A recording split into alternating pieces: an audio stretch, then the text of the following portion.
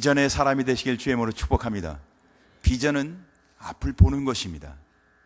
비전은 눈을 뜨고 보는 것을 말합니다. 그러나 보이는 것만 보는 것이 아니라 보지 못하는 것까지 보는 것을 비전이라고 말합니다. 비전의 사람은 열정의 사람입니다. 열정의 관점에서 사람은 세 가지로 나눠서 이야기할 수 있습니다. 열정, 우리에게는 어떤 열정이 있는가? 첫째, 사람은 미지근한 사람입니다. 열정이 없는 거죠. 열정이 식어 있고 열정이 없는 사람, 이런 사람들은요, 자기에게 맡겨진 일들을, 주어진 일을 의무감에서만 합니다. 그러니까 그 일을 왜 해야 하는지, 어디를 향해서 그 일을 해야 하는지 아무것도 생각하지 않는다는 겁니다. 그냥 주어졌기에 내가 해야 할 일이기 때문에 그냥 하는 겁니다. 열정이 없고 열정이 식은 사람입니다. 재미없습니다. 흥미없습니다. 왜 하는지 묻지도 않고 물을 이유도 없습니다. 어떤 사람은 예배도 그렇게 드려요. 열정도 없고 뜨거움도 없고 감격도 없어서 그냥 의무감에 미지근해서 자기가 그냥 성도이기 때문에, 직분자이기 때문에 일주일에 한 번씩 나와서 그냥 예배 드리는 겁니다. 그냥 드리고 그냥 가요. 왜 하는지, 왜 예배를 드려야 하는지 미지근해서. 열정이 없는 사람의 첫 번째 사람들입니다. 두 번째는 항상 비판적이고 부정적인 사람입니다. 열정에 관련해서 바른 열정을 갖지 못하면 비판적이고 부정적일 수밖에 없습니다. 이런 사람들은 탁월한, 그 사람들이 갖고 있는 탁월한 은혜가 있어요. 너무 탁월합니다. 그래서요, 상대방의 약점, 단점을 캐내는데 기가 막힙니다. 동물적 감각처럼 아주 탁월해요. 그래서요, 다른 사람이 갖고 있는 약점과 단점을 기가 막히게 끄집어내서 그거를 탁 공격합니다. 꼼짝 못하게. 이런 부정적인 사람, 비판적인 사람입니다. 잘못된 열정을 갖고 있는 사람이죠. 그래서 이 사람들은요, 교회에서도 구석구석 다니며 볼 수 없는 그 약점을 어떻게 찾아내는지, 숨겨져 있는 그 단점을 어떻게 찾아내는지 기가 막히게 찾아냅니다. 그리고는요, 정확하게 이야기해서 곤욕을 치르게 만듭니다. 꼼짝 못하게. 부정적인 사람, 비판적인 사람들이 갖고 있는 잘못된 열정입니다. 세 번째는 열정이 있는 사람. 그들은 적극적이며 능동적인 사람입니다. 현실이 아무리 암울해도, 현실이 아무리 힘들어도, 큰 장애물이 내 앞에 있을지라도, 남들은 다 할 수 없다 하는데도 불구하고, 그러나 비전이 있는 사람, 열정이 있는 사람, 적극적이면 능동적인 사람은 두려워하지 않습니다. 아무리 큰 장애물이 앞에 있는데도 불구하고 그는 자기가 가야 할 곳이 분명하니까 두려워하지 않습니다. 자기가 보고 있는 비전이 분명하니까 그는 멈추지 않습니다. 비전이 없는 사람은 멈춥니다. 돌아갑니다. 포기한다고 말합니다. 쉰다고 얘기합니다. 그러나 자기가 가야 할 곳, 자기가 가야 하는 곳이 너무도 분명한 사람은 쉴 수도 없고 멈출 수도 없습니다. 왜? 빨리 가야 하니까. 여러분, 인생을 살 때도 그렇지 않나요? 내가 정말 꼭 필요한 것, 내가 정말 하지 않으면 안 될 것, 내가 가야 할 목적이 분명한 것, 그렇다면 멈출 수도 쉴 수도 없지 않죠. 100m 결승점을 향해 뛰어가는 사람과 똑같지 않나요? 비전의 사람은 100m 결승점을 향해 뛰어가는 사람이 바람이 분다고 바람 멈추면 뛰어야 되겠다. 비가 온다고 쉬었다 가야 되겠다. 장애물이, 그를 암묵해 하는 요인들이 그를 멈추게 하지도 않고 두려워하지도 않게 하는 사람, 그 사람이 비전의 사람, 적극적이며 능동적인 사람이라는 것입니다. 그 사람은 목표를 향해 전진합니다. 강한 열정을 갖고, 뜨거운 열정을 갖고 달려갑니다. 그런 사람들의 특징 중에 하나는 뭐냐면요, 끊임없이 질문을 한다는 것입니다. 내가 가는 길은 정말 하나님의 뜻인가? 하나님이 기뻐하시는 길인가? 내가 비전이 있는지 없는지 끊임없이 묻는다는 것이죠. 바른 길을 가고 있는지, 하나님이 기뻐하시는 길인지, 하나님이 원하시는 길인지. 사는 성도 여러분, 끊임없이 질문하시기 바랍니다. 내가 정말 하나님이 원하는 길로 가는지, 하나님이 정말 기뻐하시는 길로 가는지, 비전의 사람은 끊임없이 하나님 앞에 내가 가는 길이 옳은지 바른지 그 길을 다시 묻고 또 물어서 점검한다는 것입니다. 그리고 그 길이 확실하고 하나님의 뜻이고 하나님의 명령이라면, 반드시 가야 할 길이라면, 그 일은 하나님이 명령한 명령이라면 포기할 수가 없잖아요. 사는 성도 여러분, 성도는 하나님의 은혜 가운데 사는 사람들입니다. 우리는 하나님을 온전히 신뢰하고 그 신뢰 속에 살아갑니다. 그리고는 하나님의 전폭적인 그 은혜 안에서 하나님께 모든 것을 맡기며 의탁하며 살아갑니다. 그것이 믿음의 삶입니다. 비전을 향해 살아가는 삶은 하나님의 뜻대로 하나님 앞에 전폭적으로 모든 것을 의탁하여 하나님의 뜻을 이루어가는 것입니다. 그것이 믿음의 삶이며 비전의 삶입니다. 비전을 가지시길 주님의 이름으로 축복합니다. 오늘 성경은 비전의 사람, 오늘 본문을 통해서 한 사람을 우리에게 소개하고 있습니다. 비전의 사람 갈렙. 갈렙은 자기 인생의 목표가 분명했고 그 비전을 향해 달려갑니다. 그의 첫 번째 특징을 보니까 그는 충성스러운 사람이었습니다. 그는 온전히 순종하는 사람이었습니다. 그의 특징은 충성스러움에 있었다는 겁니다. 자기가 가야 할 길을 향해 충성스럽게 순종하는 모습을 보여줍니다. 많은 믿음의 사람들, 충성스러운 사람들이 갖고 있는 특징은요, 용기와 열정을 가지고 하나님 앞에 그 마음이 변하지 않는다는 겁니다. 이리 갔다 저리 갔다, 환경과 여건에 따라 이리 갔다 저리 갔다, 그렇게 하지 않는다는 거예요. 그런데 오늘 성경 본문을 보니까 그 갈렙이 나이가 몇 살인지 한번 보실까요? 오늘 성경을 한번 보세요. 10절 보니까 그렇게 말했어요. 이제 보소서, 여호와께서 이 말씀을 모세에게 이르신 때로부터 이스라엘이 광야에서 방황한 이 45년 동안을 여호와께서 말씀하신 대로 나를 생존하게 하셨나이다. 하나님이 말씀한 가데스 바네아에서부터 45년이 지난 오늘 내가 85세로 돼, 그가 하나님 말씀대로 살아온 45년이 지나 이제는 85세가 됐다는 겁니다. 여러분, 85세가 적은 나이입니까? 많은 나이입니까? 저보다 훨씬 많은 나이입니다. 저는 그 나이에 비하면 훨씬 젊은 아직 애입니다. 근데 우리 대부분의 이곳에 예배하고 있는 모든 분들은 아마 갈렙의 85세 이하일 것입니다. 85세가 넘으신 분은 아주 극소수에 있을 거라고 생각합니다. 어쩌면 대부분은 다 그 이하일 거라고 생각됩니다. 근데 갈렙은 85세의 나이에 오늘 자기가 충성스럽게 주의 일을 감당하기 위해서 온전히 순종하는 자기의 마음을 이야기하고 있다는 것입니다. 85세 노인이죠. 근데도 불구하고 그는 오늘 하나님 앞에 자기의 충성스러움을 이야기하고 있습니다. 85세의 나이에 이스라엘 백성이 가나안을 정복합니다. 이제 거의 대부분의 땅을 다 정복했습니다. 그러나 아주 소수의 땅이 남았습니다. 그 땅은 헤브론 산지를 이야기합니다. 헤브론 산지는요, 해발 960m 이상의 높은 곳에 있는 산지였습니다. 해발 960m 이상 높은 곳에 있었기 때문에 그것은 산악지대였습니다. 그런데 아직 그곳은 미점령 지역이었습니다. 미점령 지역, 아직 점령해야 할, 앞으로 우리가 그것을 감당해야 할, 우리가 앞으로 그것을 꼭 해야만 될 그런 곳이었습니다. 해발 960m.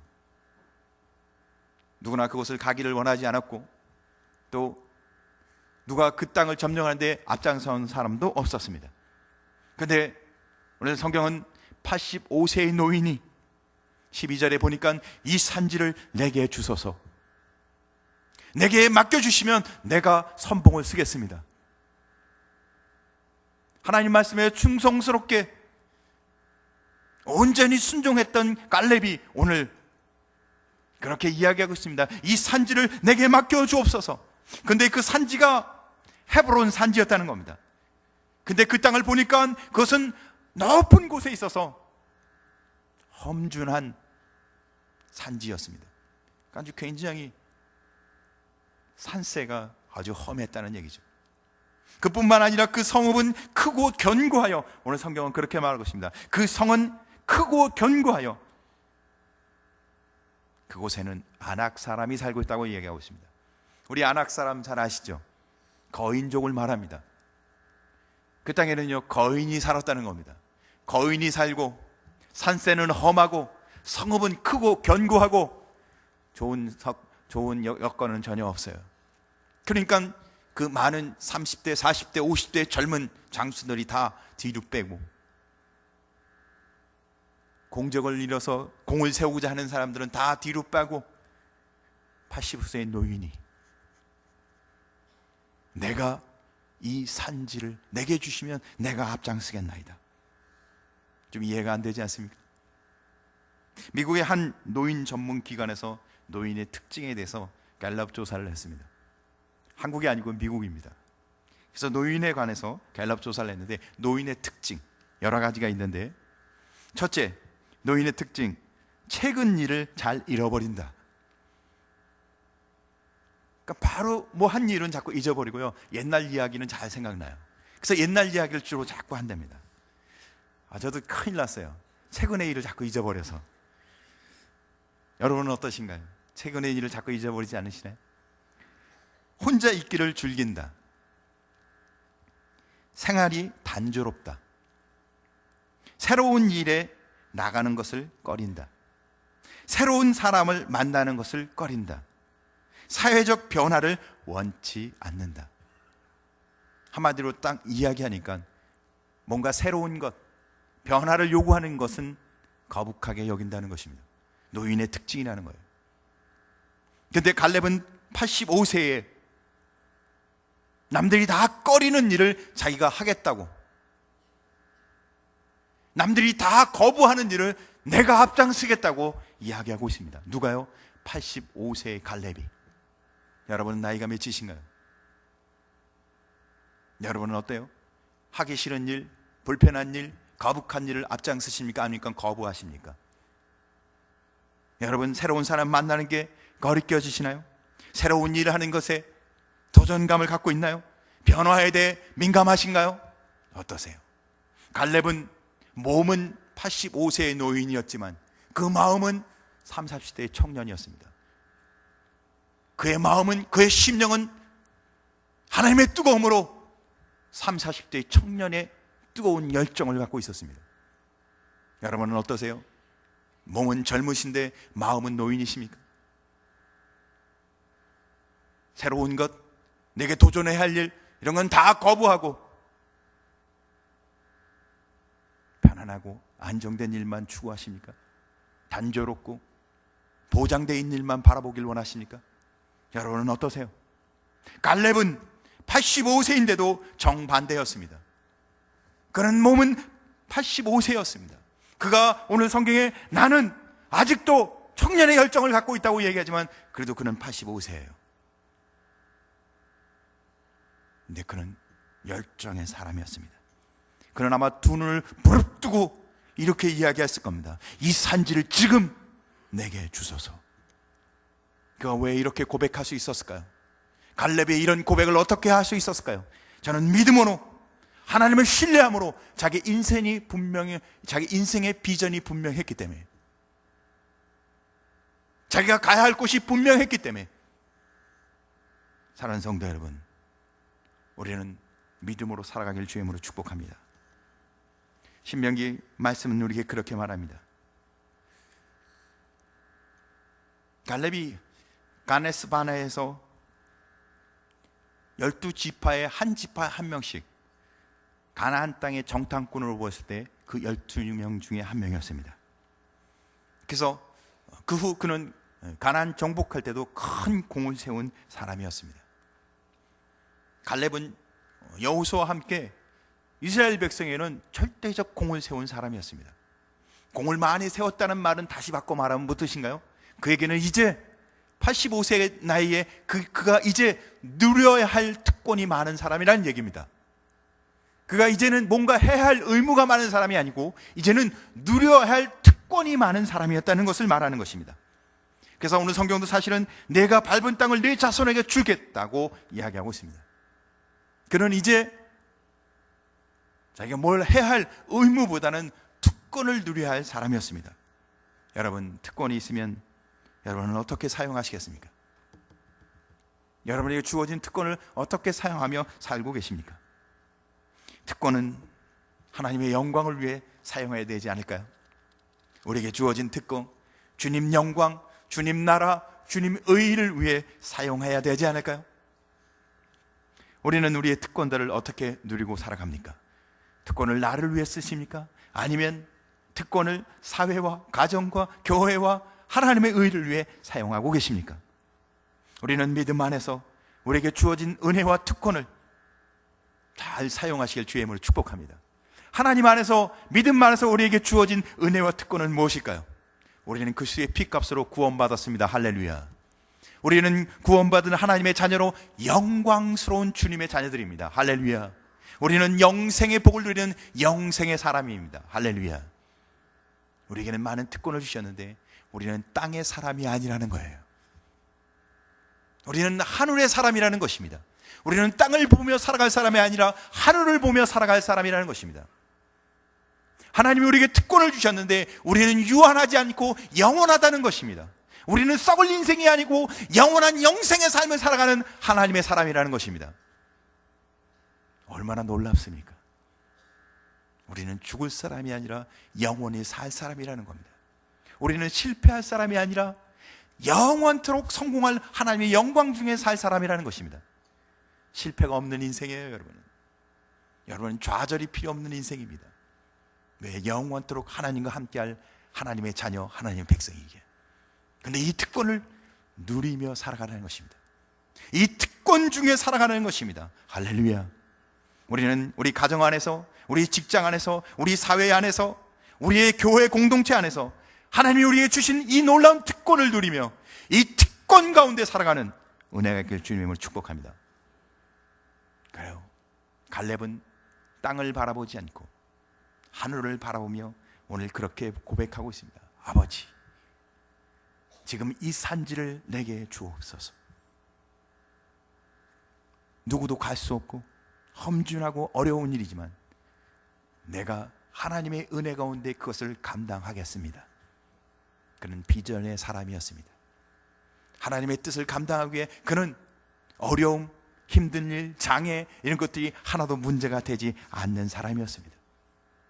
그는 끝까지 자기 인생에 하나님의 뜻을 위해 달려가는 사람이었습니다.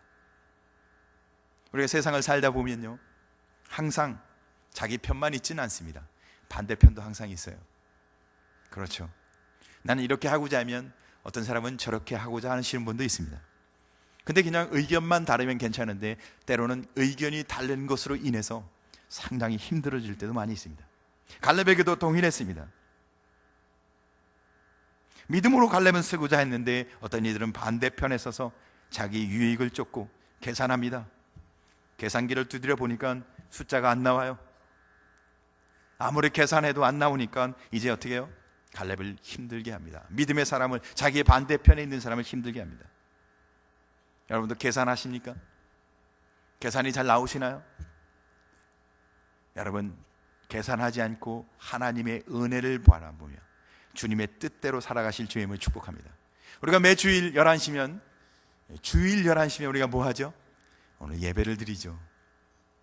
우리가 주일 11시면 예배를 드립니다. 하나님 앞에 나와서 찬송 드리고 말씀을 듣고 기도하고 헌금하고 봉사하고 얼마나 감사합니까? 그래서 하나님의 은혜에 감사해서 아버지, 오늘 한 주도 또 이렇게 하나님이 은혜 주셔서 예배를 드립니다. 감사합니다.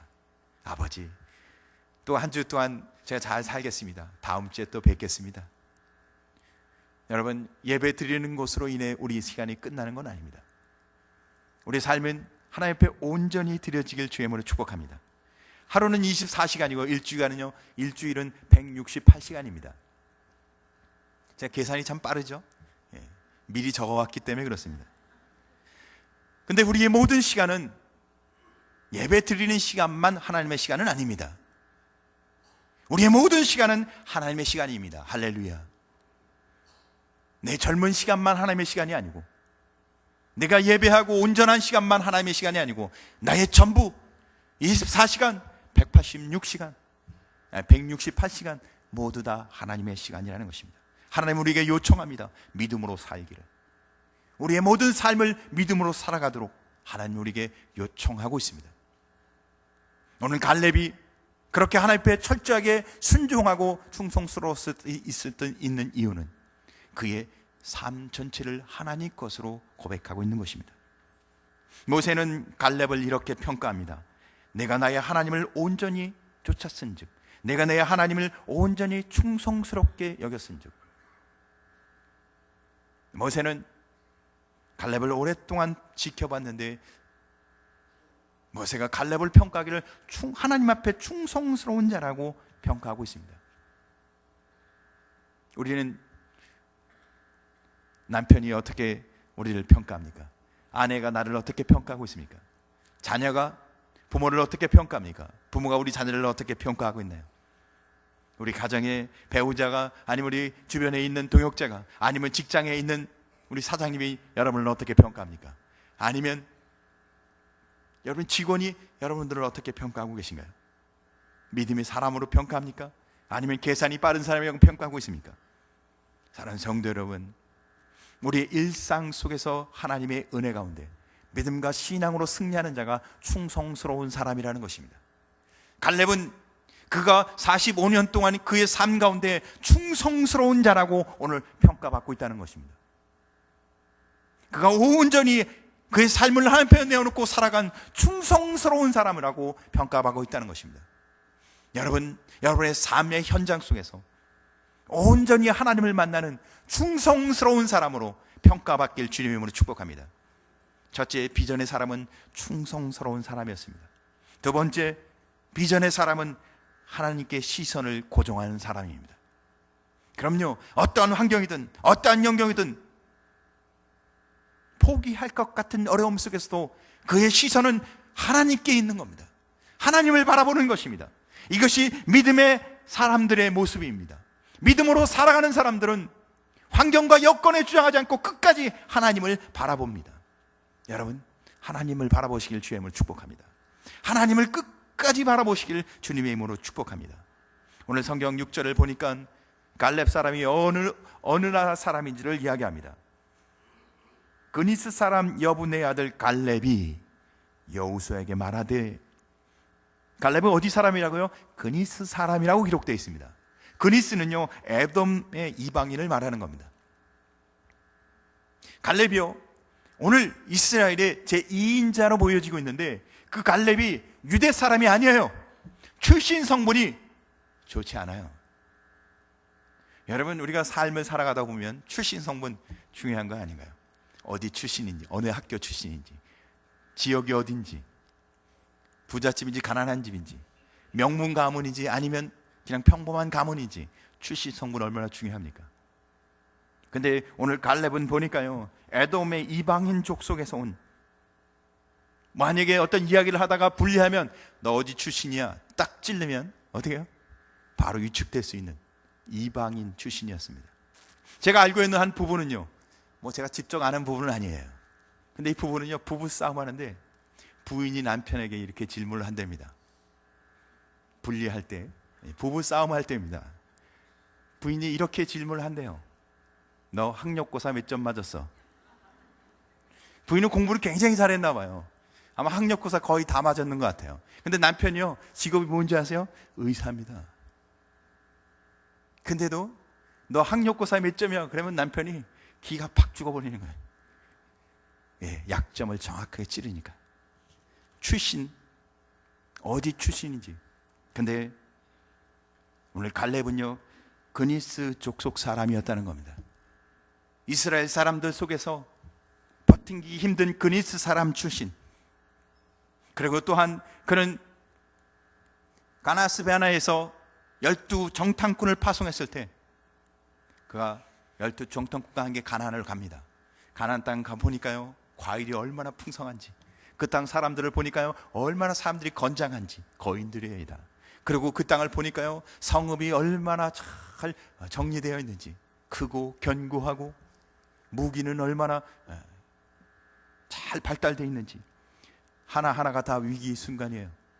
그래서 10명의 전당꾼들이 그 중에 있는 과일, 포도를 한 송이를 땁니다. 포도송이가 얼마나 큰지, 하나가 사가 많아요. 세상에 무슨 포도가 그렇게 큰지. 그래서 한 송이를 따갖고 두 사람이 그것을 작대기에 둘러질고, 그리고 겨우 낑낑대고 돌아옵니다. 그래서는 이제 보고를 하여 가나안 정탐꾼들을 보고를 합니다. 그리고 10명이 먼저 이야기합니다. 그 땅은 우리가 보니까 얼마나 풍성한지, 과일이 너희들이 보는 것처럼 이렇다. 그 땅 주민들은 얼마나 건장한지, 다 거인들이더라. 이야, 그 땅은 하나님이 우리에게 약속하긴 했지만 우리는 갈 수 없는 땅이더라. 그렇게 보고합니다. 그리고는요, 그렇게 이야기해요. 그들에 비해서 우리를 보니까 우리는 메뚜기 떼 같더라. 그런데 실제로 메뚜기 떼 같았어요. 왜냐하면요, 광야에서 살면서 목욕을 제대로 했겠어요? 씻기를 제대로 했겠어요? 깨지지 해갖고 이스라엘 백성들은 정말 메뚜기 같았을 거예요. 자기들이 보니까 정말 메뚜기 같은 거예요. 근데 가나안에서 정착해서 농사지며 안정적으로 사는 그들 거민들은 어떻게 해요? 안정적인 삶을 사니까 얼굴에 윤기가 잘잘잘 흘렀겠죠. 거기다가 거인들이었으니까 얼마나 부러워 보였겠어요. 그 삶이 부러워 보였을 겁니다. 그런데 그 모습에 비추어서 자기들을 보니까 목욕도 제대로 못했죠. 씻지도 못했죠. 현실을 보니까 너무 비참한 거예요. 그러니까 어때요? 우리는 메뚜기예요. 여러분, 믿음으로 산다는 것은 나를 보는 게 아닙니다. 내 현실을 보는 게 아닙니다. 주님을 보는 것입니다. 주님의 말씀대로 살아가는 것입니다. 주님이 내게 말씀한 것을 믿고 살아가는 것이 비전을 꿈꾸는 믿음의 사람들의 모습인 것입니다. 내 현실을 보면 나 메뚜기일 수도 있습니다. 내가 비참할 수도 있습니다. 아무것도 할 수 없는 사람일 수도 있습니다. 그러나 주님이 내게 말씀하십니다. 하나님의 뜻대로 비전을 품고 말씀대로 살아가라고. 그러면 하나님이 우리와 함께 하시겠다고. 할렐루야. 여러분, 하나님께 여러분의 시선을 고정하시길 주님의 이름으로 축복합니다. 그래요, 갈렙은요, 그 10명과 다르게 거기서 벌떡 일어나서 이야기합니다. 우리는 하나님을 바라봐야 합니다. 하나님은 우리에게 그 땅을 우리에게 약속하셨고 우리에게 주시기로 약속했습니다. 그들이 아무리 강해 보여도 하나님이 주신 땅은 우리에게 하나님이 반드시 주실 것입니다. 그래요, 두려워 마십시오.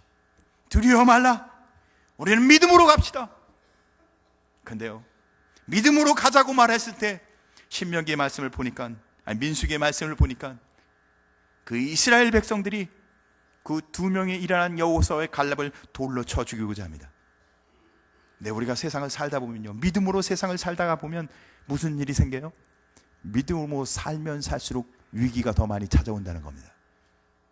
더 어려움이 더 많다는 겁니다. 그러나 오늘 성경은 갈렙을 통해서 뭐라고 이야기하고 있냐면, 그리할지라도 하나님께 시선을 떼지 말라는 겁니다. 우리의 시선을 하나님께 끝까지 고정하고 믿음을 지키라는 것입니다. 그게 신앙으로 승리하는 영적 거장, 비전의 사람들의 모습이라는 것입니다. 할렐루야. 우리는 하나님께 시선을 고정하고 끝까지 나의 모습, 내 상황, 내 여건에 매이지 아니하고 하나님만 바라보는 믿음의 삶을 사시길 주님의 이름으로 축복합니다. 비전의 사람들은 셋째, 겸손합니다. 사랑하는 성도 여러분, 우리에겐 분명히 믿음 안에서의 특권과 지위가 있습니다. 그러나 우리가 겸손하지 않다면 때로는 이렇게 고백해야 할 것입니다. 아버지, 내 지위와 특권을 걷어가 주옵소서. 그것이 정말 믿음으로 살아가는 겸손한 자들의 고백이라고 생각합니다. 여호수아의 제 다음으로 갈렙은 제 2인자였습니다. 그러니까 갈렙은 여호수아의 그림자였어요. 하지만 한 번도 불평하지 않고 그는 하나님의 말씀대로 충성스럽게, 오늘 성경은 그의 충성스러움에 대해서, 그의 겸손함을 사랑하는 성도 여러분, 드러나지 않을지라도, 내가 드러나지 않을지라도, 내 업적이 나타나지 않을지라도 내 이름이 다른 사람에게 존귀하게 불려지지 않을지라도 주님이 나 때문에 영광 받으신다면, 주님의 거룩한 뜻을 내가 감당하고 있다면 그 자리를 묵묵히 지키는 그것이 아름다운 신앙의 모습이라고 생각합니다. 어거스틴은 제자들과 함께 이야기하는 중에 한 제자가 어거스틴에게 질문합니다. 선생님, 기독교인의 제1된 덕목 무엇입니까? 기독교인이 가져야 할 제1된 덕목, 기독교인이라면 이거 꼭 가져야 될 거냐, 뭘까요? 그때 어거스틴이 깊이 생각합니다. 그리고 제자에게 이렇게 이야기합니다. 기독교인이 가져야 할 덕목 최초는 겸손이다. 그러니까 제자가 다시 질문합니다. 선생님, 그러면 기독교인이 가져야 할 두 번째 덕목은 뭘까요? 그러니까 어거스틴이 다시 또 깊이 생각합니다. 그러고는 제자에게 이렇게 이야기합니다. 기독교인이 가져야 할 두 번째 덕목, 그래, 그것은 겸손이다. 다시 또 제자가 다시 묻습니다. 선생님, 그러면 기독교인이 가져야 할 세 번째 덕목은 무엇일까요? 그러니까 어거스틴이 또 깊이 생각합니다. 그러고는 천천히 이야기합니다. 기독교인이 가져야 할 덕목 세 번째는 겸손이다. 사랑하는 성도 여러분, 우리는 주님의 영광을 위해 살아가는 사람들입니다. 우리가 섬기고 우리가 믿음으로 살아가는 것을 통해 하나님이 영광 받아야 합니다. 겸손한 것이죠. 우리는 믿음과 신앙으로 겸손해져야 합니다.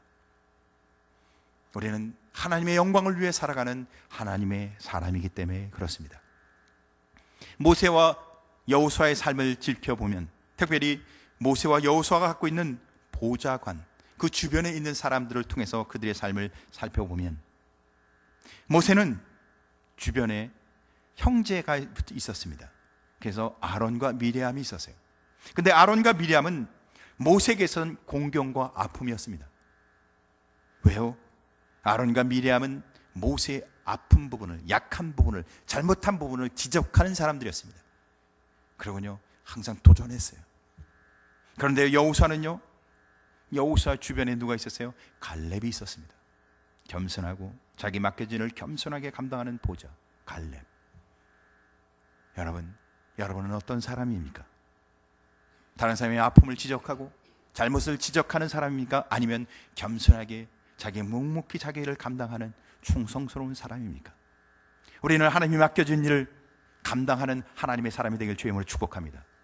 우리에게 어려움이 있어도, 우리에게 장애물이 있어도 하나님이 맡기신 일이기에 중단 없이 믿음으로 감당하는, 우리가 하나님을 바라보며 믿음으로 감당하는 비전의 사람, 갈렙 같은 하나님의 은혜가 임하길 주의 이름으로 축복합니다. 사실 이런 비전의 사람 갈렙, 이런 믿음의 사람 갈렙, 이 사람이 이 시대에 필요한 사람이라고 생각합니다. 우리 한국 정치에, 한국 경제에, 아니 우리 교회에 이런 사람이 저는 필요하다고 생각합니다.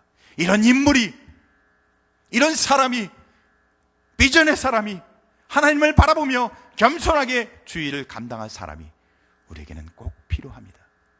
사랑하는 성도 여러분, 비전의 사람 되시길 주님의 이름으로 축복합니다. 기도하겠습니다.